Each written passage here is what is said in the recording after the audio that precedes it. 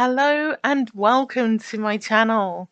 Today I'd like to show you how to make these gorgeous Takashi style flowers using Blender and Clip Studio Paint.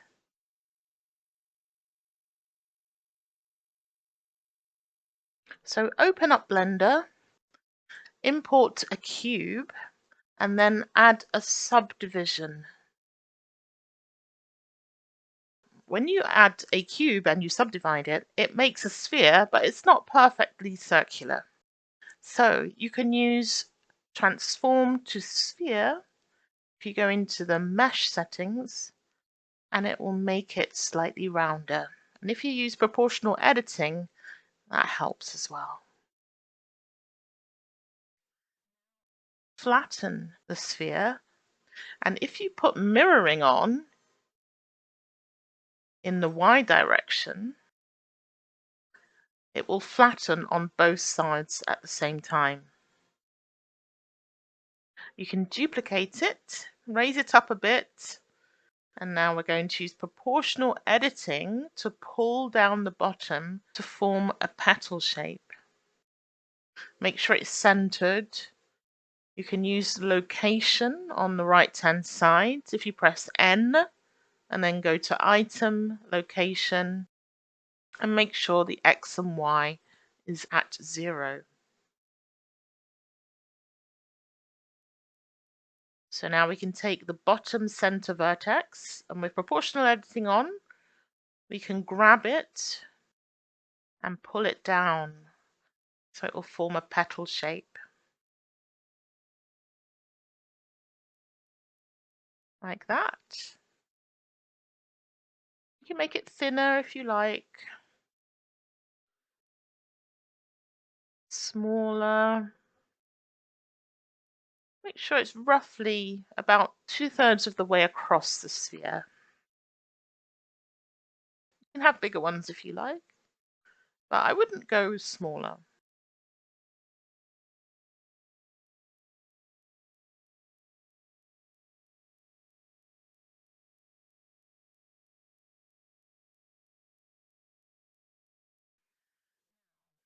If you change the origin of the petal object to the 3D cursor and make sure the 3D cursor is in the center of the sphere too, now we can use the spin tool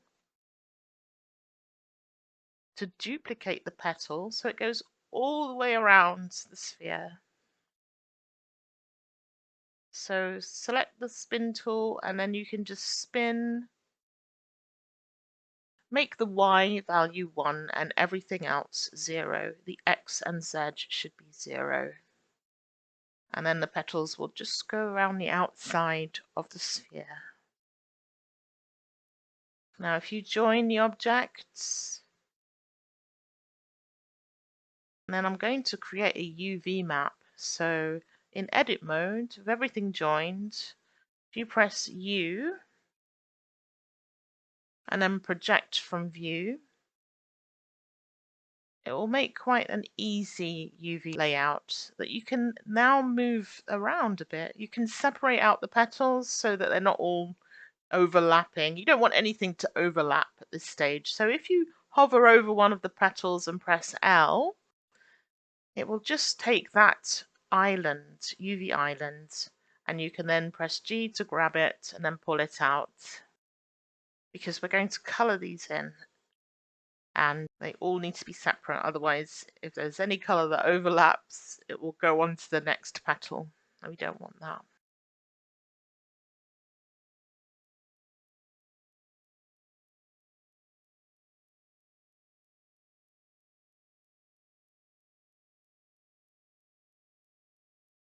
So if you give it a new texture, give it an image texture, call it a name, a unique name, and give it an alpha channel. Press OK.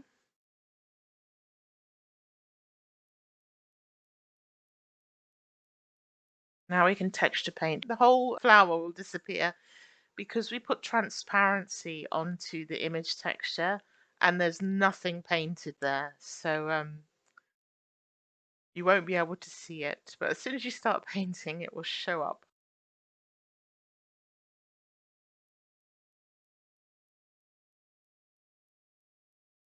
You can cover the whole of this texture with a color if you prefer, or not give it an alpha. But an alpha's, I prefer to work with alphas. It can slow down your program, your painting program sometimes as well, because it needs to calculate the transparency.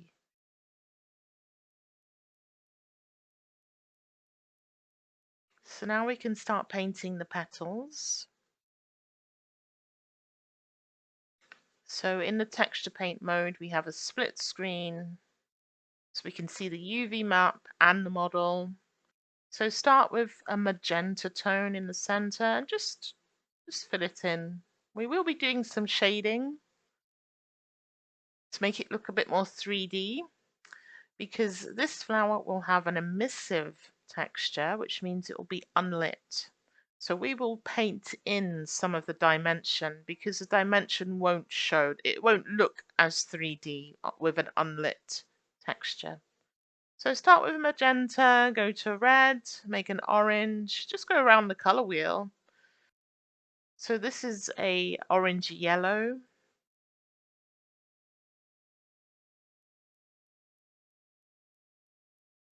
A yellow. You can change the fall off so the edges aren't blurred. It's just a flat color. The edges are flat. Oh, this is more of a yellow, a green yellow, or a sulfur yellow. That's a bit more green than a sulfur yellow. This is a true green, like an apple green.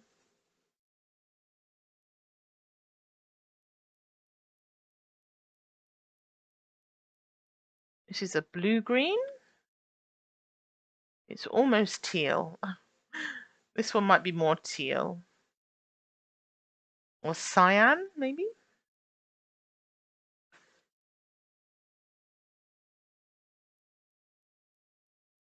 Now for a true blue, or a semi-true blue. This is sort of like a cerulean blue.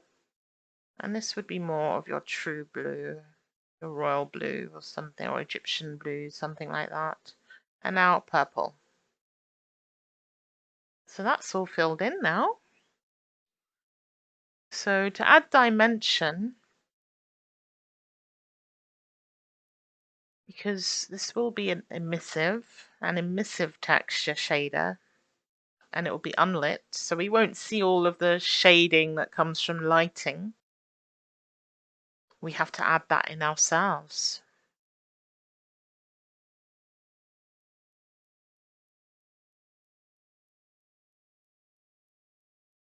You can make it shiny for now, whilst we still have, just to see what it looks like. It looks so gorgeous when it's shiny.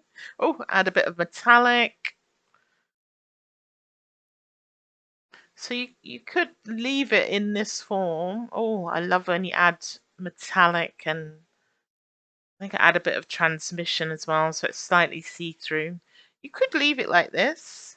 I just because I like hand painting textures, I paint in all of the shading rather than having it in a 3D form like this.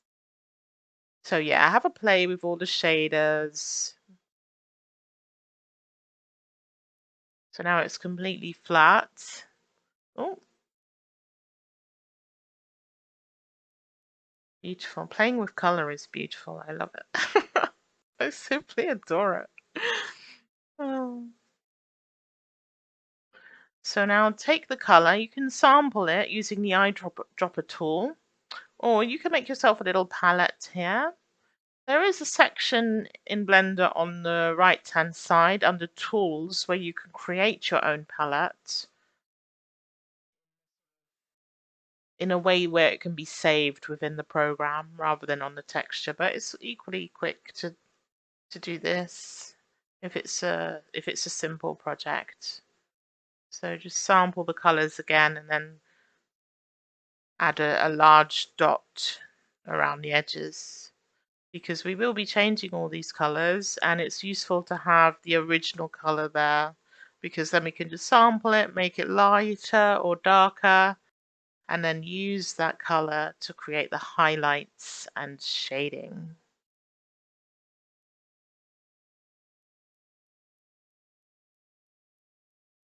And that in itself looks pretty.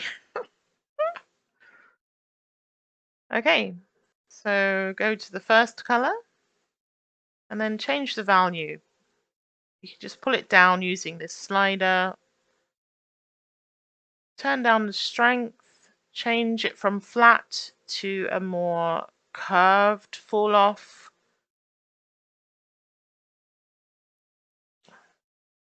Change the radius of the brush, and now it's a bit too light.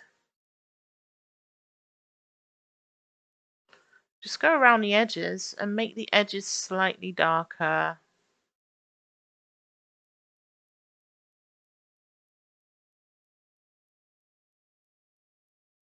You can kind of see that on the right hand side. I haven't changed this to an emissive shader just yet. So you can use a soften tool to gently soften it before using the smear tool, which if set up correctly with dots and a little bit of jitter and you can increase the input samples as well if you like.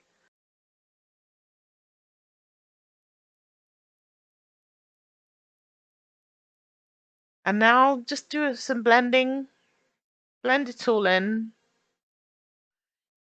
You can fully blend it here if in Blender, or what we will do later on is we will take this into another program called Clip Studio Paint and blend it more there. So resample the color and make it lighter this time. And then add a few dots to the center. Doesn't have to be a lot. Let's just make it lighter. And you can lighten the center and then smooth that out. Use a smear tool to blend it again. It can take a while to blend well in Blender, surprisingly, which is why I usually take it into another program, a specifically designed painting program. And the reason why I use Clip Studio Paint is because you can import your model in the version that I use. You can import the model. You can't paint on the model at the moment, but you can see the model, you can rotate it, you can zoom in, and you can paint on the UV maps, and you can use layers, and you can use brushes, you can use patterns, you can use anything within that painting tool. So it makes it a lot more versatile.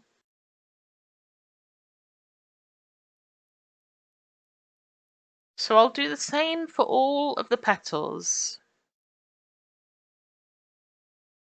and I'll speed this up.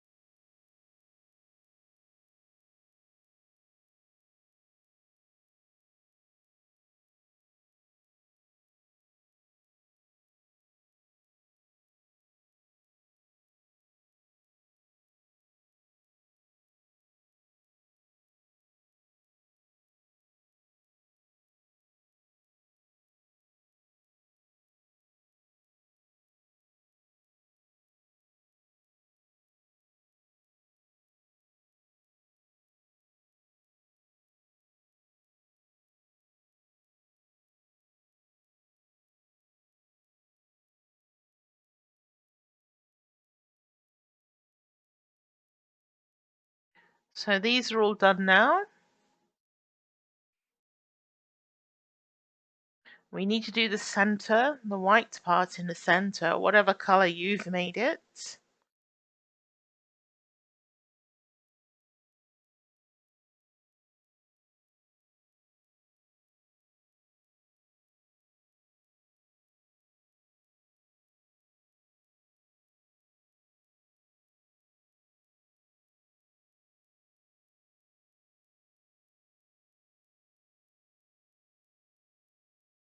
Make a darker color, put it around the outside again, and then you can blend it in. And that's mostly done now. So now we need to prepare this to import it into Clip Studio Paint.